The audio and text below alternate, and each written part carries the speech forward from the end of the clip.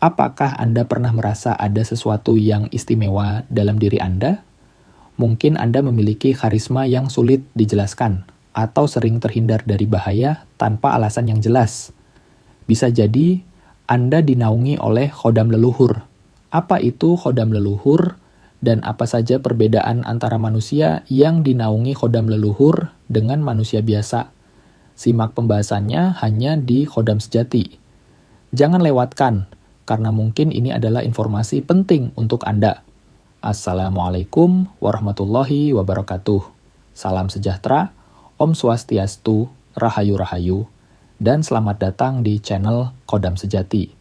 Semoga hari ini Anda selalu diberkahi keselamatan, kesehatan, dan keberlimpahan rezeki. Amin ya Rabbal Alamin. Sebelum kita mulai pembahasan menarik ini, jangan lupa untuk mendukung channel ini dengan menekan tombol like, subscribe, dan aktifkan lonceng notifikasi agar Anda tidak ketinggalan video terbaru dari Khodam Sejati. Jika ada pengalaman menarik atau pertanyaan seputar topik ini, tuliskan di kolom komentar. Kami akan membaca dan membalas setiap komentar Anda. Ingatlah, setiap diri Anda memiliki energi unik yang bisa membawa keberkahan dan kebaikan. Dengan memahami diri sendiri, Anda akan mampu membuka potensi terbesar yang mungkin selama ini tersembunyi. Apa itu khodam leluhur? Khodam leluhur adalah entitas spiritual yang dipercaya sebagai penjaga atau pendamping dari garis keturunan tertentu. Dalam tradisi Jawa, kehadiran khodam leluhur seringkali dianggap sebagai wujud perlindungan dari leluhur yang memiliki ikatan kuat dengan keturunannya. Kehadiran mereka biasanya tidak terlihat langsung, tetapi bisa dikenali melalui tanda-tanda tertentu. Perbedaan manusia yang dinaungi khodam leluhur dengan manusia biasa satu. Aura dan energi.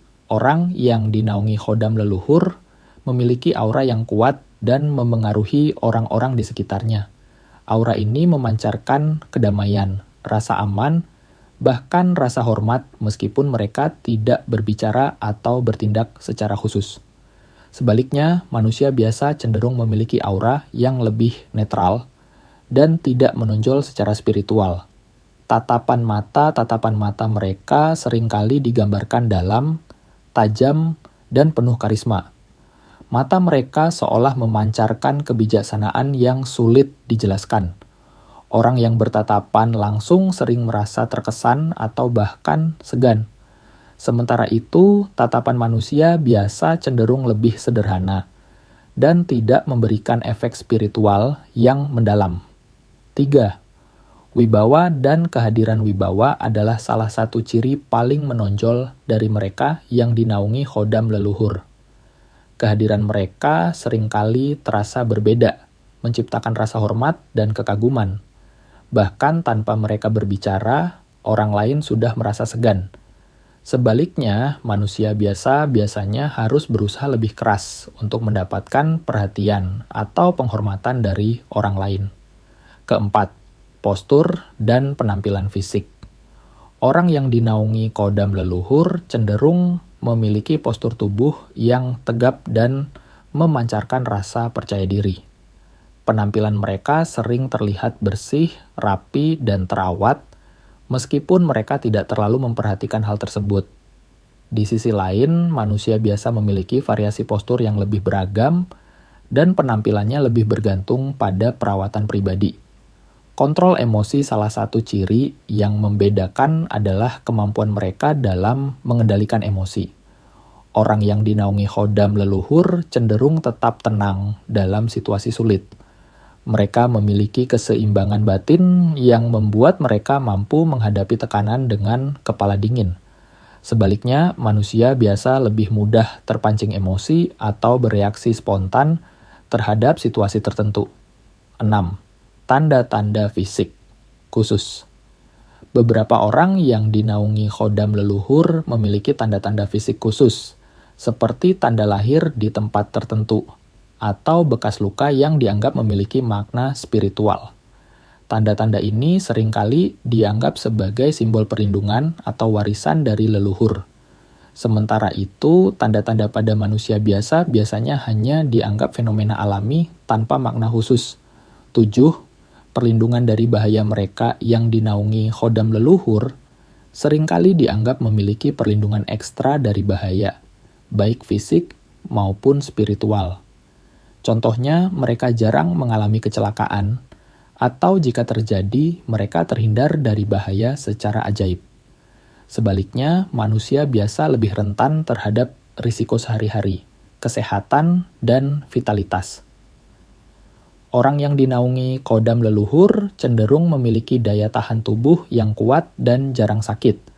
Ketika sakit, mereka biasanya pulih lebih cepat dibandingkan manusia biasa.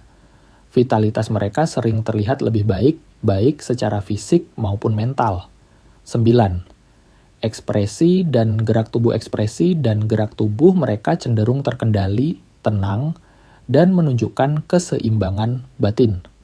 Gerak-gerik mereka memancarkan rasa percaya diri yang alami.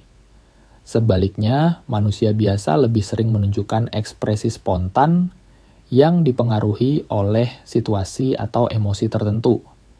Kehadiran yang menenangkan kehadiran mereka mampu menciptakan suasana damai dan harmonis di sekitar mereka. Orang-orang di sekitarnya sering merasa nyaman dan tenang hanya dengan berada di dekat mereka. Sebaliknya, manusia biasa mungkin tidak selalu memberikan efek yang sama pada lingkungan sekitarnya.